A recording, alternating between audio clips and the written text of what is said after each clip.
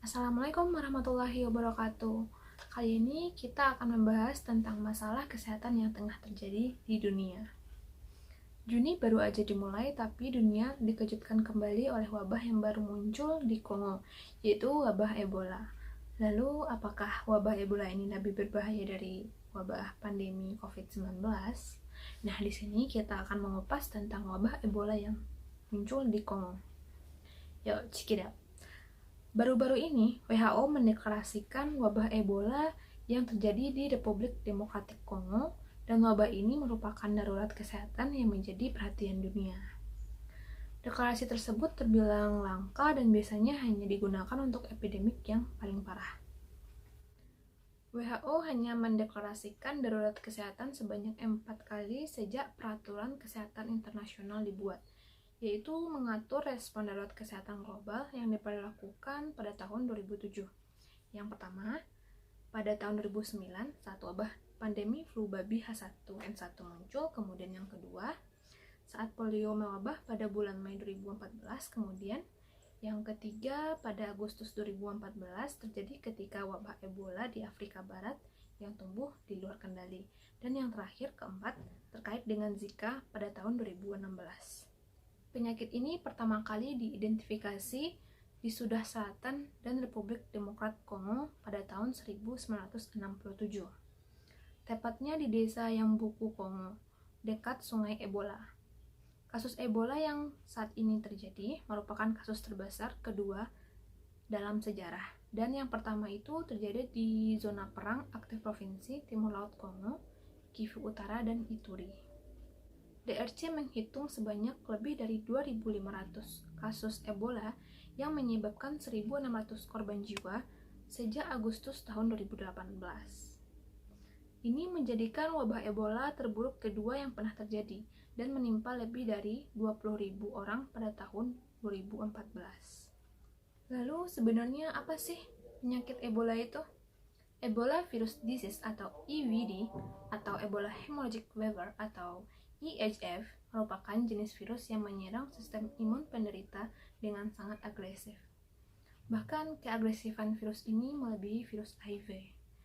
Jadi virus ini sangat berbahaya. Tidak hanya terjadi pada manusia, virus ini juga terjadi pada beberapa primata lainnya. Gejala yang dialami penderita biasanya muncul dari 2-3 minggu setelah tertular, dengan mulai terasanya nyeri otot, sakit kepala, sakit tenggorokan, dan demam. Biasanya terjadi demam dengan suhu lebih dari 38,3 derajat Celcius kurang lebih selama 16 hari. Gejala yang lebih lanjut akan disertai dengan penurunan fungsi hati dan ginjal yang bersamaan dengan muntah, diare, dan ruam hingga sesak nafas dan nyeri dada yang dapat terjadi bersamaan dengan pembengkakan, sakit kepala, serta kebingungan.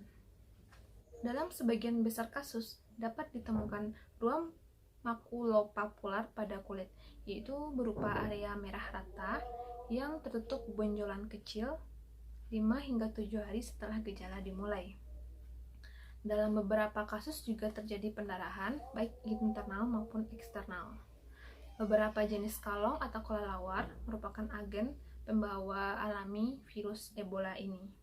Fatality Ebola virus disease atau EVD ini mencapai 50%. Beberapa di antaranya bervariasi dari 25-90%. Itu artinya antara 5-9 dari 10 orang yang terinfeksi Ebola akan meninggal. Make sense, mengingat betapa mengerikannya Ebola menyerang tubuh manusia. Lalu, bagaimana dengan COVID-19? Saat ini, fatality rate COVID-19 meningkat menjadi 6%. Artinya, 6 dari 100 orang yang terkena COVID-19 akan meninggal. Lalu muncul pertanyaan, seberapa menularkan Ebola virus ini daripada coronavirus yang tengah terjadi pada saat ini? Nah, setidaknya untuk sekarang ini kita wajib bersyukur karena Ebola virus tidak semenular COVID-19, walaupun daya serangnya sangat mengerikan. RO atau yang bisa disebut dengan jumlah rata-rata orang yang terinfeksi dari satu orang dari virus Ebola ini hanya 2. Artinya, satu orang yang terinfeksi Ebola mampu menularkan virusnya pada 2 orang yang lain.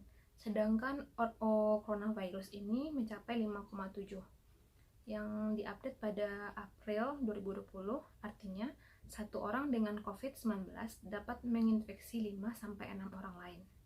So, COVID-19 lebih menular. Itu kenapa COVID-19 dijadikan pandemi. Kesimpulannya, coronavirus dan Ebola virus ini sama-sama merupakan masalah kesehatan yang tidak bisa disepelekan. Ingat, media transmisi penularan Ebola ini melalui body fluid atau cairan tubuh, seperti darah, feses, dan muntahan. Selain itu, virus Ebola juga ditemukan pada ASI, urin, dan air semen atau air mani. Air liur dan air mata bisa jadi menjadi risiko penularan, tapi data penelitiannya masih terbatas untuk saat ini. Cara penularannya melalui kontak transmission, baik directly atau indirectly. So, usahakan jangan sampai tertular dari Ebola virus baik secara langsung maupun tidak langsung ini. So, that's about Ebola virus. Mari kita berdoa semoga virus ini tidak datang ke Indonesia dan semoga tahun 2020 ini lanjut dan kita diberikan keselamatan dan sehat terus hingga akhir tahun dan seterusnya. Assalamualaikum warahmatullahi wabarakatuh. Bye.